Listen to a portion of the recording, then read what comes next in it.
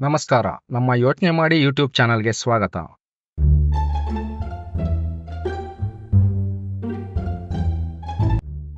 ಇಂದು ನಾವು ತತ್ವಶಾಸ್ತ್ರದ ಇತಿಹಾಸದಲ್ಲಿ ಅತಿ ದೊಡ್ಡ ಹೆಸರುಗಳಲ್ಲಿ ಒಂದಾದ ಸಾಕ್ರೆಟಿಸ್ನ ಬಗ್ಗೆ ತಿಳಿಯೋಣ. ಮೊದಲಿಗೆ ಸ್ವಲ್ಪ ಹಿನ್ನೆಲೆ ತಿಳಿದುಕೊಳ್ಳೋಣ. ಕ್ರಿಸ್ತಪೂರ್ವ 5 ಹಾಗೂ 6ನೇ ಶತಮಾನದ ಸಮಯದಲ್ಲಿ ಗ್ರೀಕ್ ದೇಶದ ಅಥೆನ್ಸ್ ನಗರವು ಹೊಸ ಆಲೋಚನೆ ಹಾಗೂ ಹೊಸ ವಾತಾವರಣಕ್ಕೆ ಮಧ್ಯಭಾಗವಾಗಿತ್ತು. ಕಲೆ ಮತ್ತು ಸಾಹಿತ್ಯದ ಕ್ಷೇತ್ರದಲ್ಲಿ ಹೊಸ ಅಧ್ಯಾಯ ಆರಂಭಗೊಂಡಿತು. ಪ್ರತಿಯೊಬ್ಬ ಪ್ರಜೆಯಲ್ಲೂ ಏನಾದರೂ ಹೊಸದಾಗಿ ಕಲಿಯಬೇಕೆಂಬ ಕುತೂಹಲ ಶುರುವಾಯಿತು. ಹೊಸ ಪ್ರಯೋಗಗಳಿಗೆ ನಾಂದಿಯಾಯಿತು. ಅತಿ ಮುಖ್ಯವಾಗಿ ಭೌತಶಾಸ್ತ್ರದಲ್ಲಿ ಭಾರೀ ಬದಲಾವಣೆಗಳಾದವು. ಯಾವುದೇ ರೀತಿಯ ಆಧುನಿಕ ಉಪಕರಣಗಳಿಲ್ಲದೆಯೇ ತಮ್ಮ ತರ್ಕಶಕ್ತಿಯಿಂದ ಹಲವು ವೈಜ್ಞಾನಿಕ ವಿಚಾರಗಳನ್ನು ಭೇದಿಸತೊಡಗಿದರು. ಅದರಲ್ಲಿ ಅತಿ ಮುಖ್ಯವಾಗಿ ಕ್ರಿಸ್ತಪೂರ್ವ 460ರಲ್ಲಿ ಹುಟ್ಟಿದ ಡೆಮೋಕ್ರಿಟಸ್ ಹೆಚ್ಚು ಕಡಿಮೆ ಅಣು ಸಿದ್ಧಾಂತವನ್ನು ಭೇದಿಸಿದ್ದ. ಡೆಮೋಕ್ರಿಟಸ್ ಹೇಳಿದ ಸಿದ್ಧಾಂತ ಹೀಗಿದೆ: ಇಡೀ ವಿಶ್ವವು ಅನಂತವಾದ ಕಣಗಳಿಂದ ಮಾಡಲ್ಪಟ್ಟಿದೆ. ಈ ಕಣಗಳು ನಮ್ಮ ಕಣ್ಣಿಗೆ ಕಾಣುವುದಿಲ್ಲವಾದರೂ ಸಹ ಅವು ಅನಂತವಾದವು. ಇವುಗಳ ರೂಪ ಮತ್ತು ಪರಿಮಾಣ ಬೇರೆ ಬೇರೆ ರೀತಿಗಳಲ್ಲಿ ಇರುತ್ತವೆ ಮತ್ತು ಸದಾಕಾಲ ಚಲಿಸುತ್ತಿರುತ್ತವೆ ಎಂಬುದನ್ನು ಹೇಳಿದನು.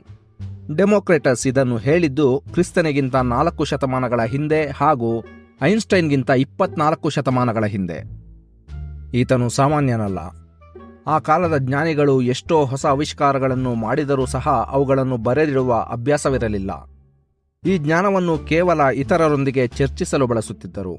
ಇದರಿಂದ ಸಾಮಾನ್ಯ ಪ್ರಜೆಗಳಿಗೆ ಯಾವುದನ್ನು ನಂಬಬೇಕು, ಯಾವುದನ್ನು ನಂಬಬಾರದು ಎನ್ನುವ ಕನ್ಫ್ಯೂಷನ್ ಕ್ರಿಯೇಟ್ ಆಯಿತು. ಆದರೆ ಅದೇ ಸಮಯಕ್ಕೆ ಸೋಫಿಸ್ಟರು ಎಂಬ ಹೊಸ ಜ್ಞಾನಿಗಳು ಮುನ್ನೆಲೆಗೆ ಬಂದರು.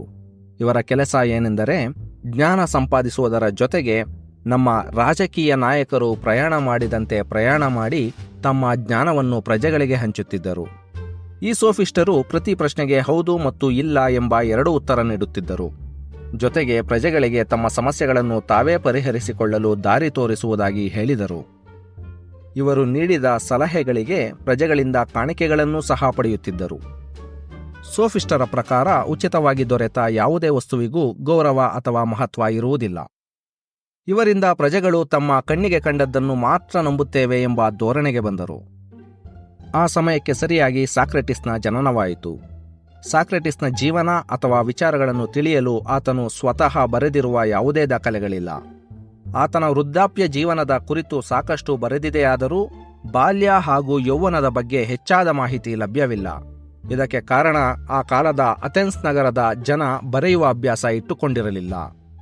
ಅದರಲ್ಲಂತೂ ಜೀವನ ಚರಿತ್ರೆಗಳನ್ನು ಬರೆಯುವ ಅಭ್ಯಾಸವೇ ಇರಲಿಲ್ಲ. ದುರಂತ ನಾಟಕಗಳನ್ನು ಮಾತ್ರ ಬರೆಯುತ್ತಿದ್ದರು. ಸಾಕ್ರೆಟಿಸ್ ನಗರದ ಬೀದಿಗಳಲ್ಲೆಲ್ಲ ಸುತ್ತಾಡಿ ಪ್ರಜೆಗಳನ್ನು ವಿವಿಧ ಪ್ರಶ್ನೆಗಳನ್ನು ಕೇಳುವ ಮೂಲಕ ಅವರಿಗೆ ತನ್ನ ಸಿದ್ಧಾಂತಗಳನ್ನು ತಿಳಿ ಹೇಳುತ್ತಿದ್ದ. ಈ ರೀತಿ ಪ್ರಶ್ನಿಸುವ ವಿಧಾನವನ್ನು ಸಾಕ್ರೆಟಿಸ್ ಮೆಥಡ್ ಎನ್ನುತ್ತಾರೆ. ಸಾಕ್ರೆಟಿಸ್ನ ಶಿಷ್ಯ ಪ್ಲೇಟೋ.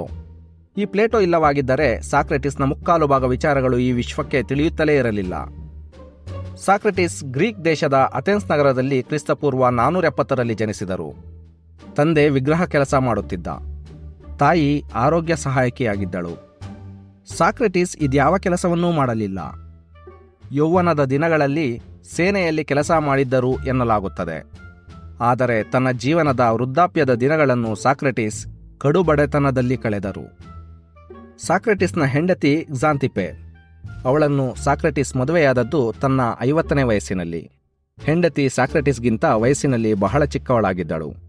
ತನ್ನ ಹೆಂಡತಿ ಅತಿ ಕೋಪಿಷ್ಟ ಸ್ವಭಾವದವಳಾಗಿದ್ದಳು. ಸಾಕ್ರೆಟಿಸ್ ಮತ್ತು ಕ್ಸಾಂತಿಪೆಗೆ 3 ಜನ ಗಂಡು ಮಕ್ಕಳು. ಇನ್ನು ಸಾಕ್ರೆಟಿಸ್ ಚಪ್ಪಟೆ ಮೂಗಿನ, ಬೊಕ್ಕ ತಲೆಯ, ಕುಳ್ಳಗಿದ್ದರೂ ಭಾರೀ ಗಾತ್ರದ ಆಳಾಗಿದ್ದ ಎಂದು ಹೇಳಲಾಗುತ್ತದೆ.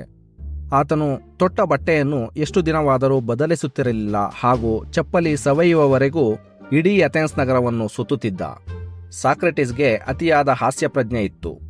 ದೇವರು, ಧರ್ಮ, ಸರ್ಕಾರ, ಪ್ರಜೆಗಳು ಹಾಗೂ ಕೆಲವೊಮ್ಮೆ ತನ್ನ ಮೇಲೆಯೇ ಹಾಸ್ಯ ಮಾಡಿಕೊಳ್ಳುತ್ತಿದ್ದ. ಮಾತುಗಳನ್ನು ಅತಿ ಚಮತ್ಕಾರದಿಂದ ಬಳಸುತ್ತಿದ್ದ. ಸಾಕ್ರೆಟಿಸ್ ಆ ಕಾಲಕ್ಕೆ ಹೊಸ ಆವಿಷ್ಕಾರವೊಂದನ್ನು ಮಾಡಿದ್ದ. ಅದೇನೆಂದರೆ ಧರ್ಮ ಮತ್ತು ನೀತಿ ಎರಡೂ ಬೇರೆ ಬೇರೆ ಎಂಬುದಾಗಿ ಸಾಧಿಸಿದ. ಇದಕ್ಕೆ ಕಾರಣಗಳು: ನಂಬರ್ 1, ಒಳ್ಳೆಯವನಾಗಿ ಬದುಕಲು ದೇವರನ್ನು ನಂಬಲೇಬೇಕಾದ ಅವಶ್ಯಕತೆ ಇಲ್ಲ. ನಂಬರ್ 2, ಜನ ಕೇವಲ ಅಜ್ಞಾನ ಅಥವಾ ಪರಿಸ್ಥಿತಿಯ ಒತ್ತಡಕ್ಕೆ ಮಣಿದು ಕೆಟ್ಟವರಾಗುತ್ತಾರೆ ವಿನಃ ಉದ್ದೇಶಪೂರ್ವಕವಾಗಿ ತಪ್ಪು ಮಾಡುವುದಿಲ್ಲ. ನಂಬರ್ 3, ಹಳೆಯದನ್ನೆಲ್ಲ ಮರೆತಾಗ ಮಾತ್ರ ಹೊಸ ಜೀವನ ಶುರುವಾಗುತ್ತದೆ. ನಂಬರ್ 4, ನೀನು ನಿನ್ನನ್ನು ಅರಿತುಕೋ. ಇವು ಸಾಕ್ರೆಟಿಸ್ ಹೇಳಿದ ಅತಿ ಮುಖ್ಯ ಮಾತುಗಳು. ಈ ಕಾರಣಗಳನ್ನು ನೀಡಿ ಧರ್ಮಕ್ಕೂ ನೀತಿಗೂ ಸಂಬಂಧವಿಲ್ಲ ಎಂಬುದನ್ನು ಸಾಧಿಸಿ ಯುವಕರನ್ನು ಹೆಚ್ಚಾಗಿ ಆಕರ್ಷಿಸಿದನು. ಹಾಗಾಗಿ ಸಹಜವಾಗಿಯೇ ಸಾಕ್ರೆಟಿಸ್ ಎಲ್ಲೇ ಭಾಷಣ ಮಾಡಿದರೂ ಯುವಕರೆಲ್ಲ ಹೆಚ್ಚು ಹೆಚ್ಚು ಸಂಖ್ಯೆಯಲ್ಲಿ ಸೇರಿ ಸಾಕ್ರೆಟಿಸ್ ಮಾತುಗಳನ್ನು ಕೇಳುತ್ತಿದ್ದರು. ಸಾಕ್ರೆಟಿಸ್ ಎಂದೂ ತನ್ನ ಭಾಷಣ ಹಾಗೂ ಸಲಹೆಗಳಿಗೆ ಹಣ ಸ್ವೀಕರಿಸಿರಲಿಲ್ಲ ಎಂದು ತನ್ನ ಶಿಷ್ಯ ಪ್ಲೇಟೋ ಬರೆದುಕೊಂಡಿದ್ದಾನೆ. ಇದರಿಂದ ಸಾಕ್ರೆಟಿಸ್ ಮೇಲೆ ನಾಸ್ತಿಕ ಎಂದು, ಯುವಕರನ್ನು ತಪ್ಪು ದಾರಿಗೆ ದೂಡುತ್ತಿದ್ದಾನೆ ಎಂದು, ವ್ಯವಸ್ಥೆಗೆ ಮಾರಕ ಎಂದು, ತಿನ್ನಲು ಅನ್ನವಿಲ್ಲದಿದ್ದರೂ ಅಹಂಕಾರದ ಮಾತುಗಳಿಗೆ ಬರವಿಲ್ಲವೆಂದು ನಾನಾ ರೀತಿಯಲ್ಲಿ ಪ್ರಜೆಗಳು ಸಾಕ್ರೆಟಿಸ್ನನ್ನು ನಿಂದಿಸಿದರು. ಇಂಥವರು ಭೂಮಿಯ ಮೇಲೆ ಬದುಕುವುದು ಸಾಮಾನ್ಯ ಜನರು ಮಾಮೂಲಾಗಿ ಸಹಿಸುವುದಿಲ್ಲ. ಈ ಕಾರಣಗಳಿಂದಾಗಿ ಕ್ರಿಸ್ತಪೂರ್ವ 399ರಲ್ಲಿ ಸಾಕ್ರೆಟಿಸ್ನ ಸಿದ್ಧಾಂತಗಳು ಹಾಗೂ ಜನಪ್ರಿಯತೆಯನ್ನು ಸಹಿಸದ ಗ್ರೀಕ್ ಅಧಿಕಾರಿಗಳು ಸಾಕ್ರೆಟಿಸ್ನ ಮೇಲೆ ಮರಣದಂಡನೆ ವಿಧಿಸಿದರು. ಸಾಕ್ರೆಟಿಸ್ಗೆ ಕೆಟ್ಟ ಹೆಸರು ಬರಲು ಮತ್ತೊಂದು ಕಾರಣವೆಂದರೆ ಶ್ರೀಮಂತ ಕುಟುಂಬಗಳ ಯುವಕರೆಲ್ಲ ಬಂದು ಸಾಕ್ರೆಟಿಸ್ನ ಮಾತುಗಳನ್ನು ಆಸಕ್ತಿಯಿಂದ ಕೇಳುತ್ತಿದ್ದರು. ಹಾಗಾಗಿ ಕೆಲವು ಅಜ್ಞಾನಿ ಶ್ರೀಮಂತರುಗಳು ಇವನನ್ನು ದ್ವೇಷಿಸಿದರು.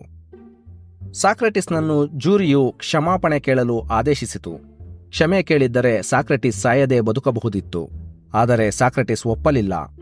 ನಾನು ತಪ್ಪು ಮಾಡಿಲ್ಲ ಎಂದ ಮೇಲೆ ಕ್ಷಮೆ ಕೇಳುವುದಾದರೂ ಯಾವ ಕಾರಣಕ್ಕೆ ಎಂದು ವಾದಿಸಿದ. ಕ್ಷಮೆ ಕೇಳುವುದಕ್ಕಿಂತ ಸಾವೇ ಮೇಲು ಎಂದು ಆಗಾಗಲೇ ನಿರ್ಧರಿಸಿದ್ದ ಸಾಕ್ರೆಟಿಸ್. ತನ್ನ ಸಿದ್ಧಾಂತಗಳಿಗಾಗಿ ಪ್ರಾಣ ಕೊಟ್ಟ ಜ್ಞಾನಿಗಳಲ್ಲಿ ಸಾಕ್ರೆಟಿಸ್ ಅಗ್ರಸ್ಥಾನ ಪಡೆಯುತ್ತಾರೆ. ವಾದ ಪ್ರತಿವಾದಗಳ ನಂತರ ಸಾಕ್ರೆಟಿಸ್ ತಪ್ಪಿತಸ್ಥ ಎಂದು ನ್ಯಾಯಾಲಯ ತೀರ್ಮಾನಿಸಿ ಮರಣದಂಡನೆ ವಿಧಿಸಿತು. ಮರಣದಂಡನೆಗೂ ಮುನ್ನ ಸಾಕ್ರೆಟಿಸ್ 1 ತಿಂಗಳು ಬಂಧನದಲ್ಲಿದ್ದ. ಈ ಸಮಯದಲ್ಲಿ ಜೈಲಿನ ಕಾವಲುಗಾರ ಸಾಕ್ರೆಟಿಸ್ನನ್ನು ಬಂಧನದಿಂದ ತಪ್ಪಿಸಿಕೊಂಡು ಓಡಿ ಹೋಗಿ ಪ್ರಾಣ ಉಳಿಸಿಕೊಳ್ಳುವಂತೆ ಕೇಳಿಕೊಂಡ. ಆದರೆ ಸಾಕ್ರೆಟಿಸ್ ಇದಕ್ಕೆ ಒಪ್ಪಲಿಲ್ಲ. ಆತನ ಅನೇಕ ಶಿಷ್ಯರು ಆತನನ್ನು ಬೇರೆ ರಾಜ್ಯಗಳಲ್ಲಿ ಜೀವನ ನಡೆಸಲು ಅನೇಕ ವ್ಯವಸ್ಥೆಗಳನ್ನು ಮಾಡಿ ತಪ್ಪಿಸಿಕೊಳ್ಳಲು ಸಹ ವ್ಯವಸ್ಥೆ ಮಾಡಿದ್ದರೂ ಸಾಕ್ರೆಟಿಸ್ ಒಪ್ಪಲಿಲ್ಲ.